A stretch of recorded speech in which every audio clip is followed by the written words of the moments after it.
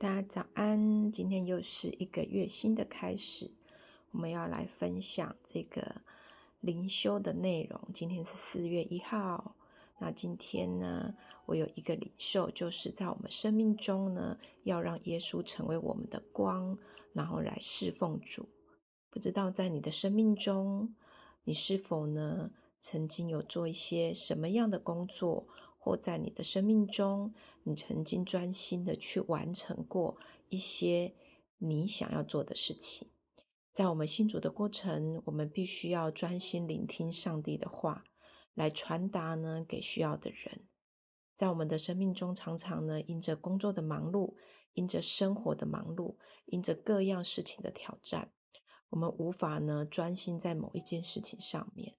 当我们可以呢专心在某一件事情上面的时候，我们必然呢可以得着呢神给我们丰盛的应许，更是帮助呢更多需要生命转换与改变的人呢得到那生命的这个不一样的光景。而我们就是呢这个让神呢成为我们呢这个生命的光，我们也帮这道光呢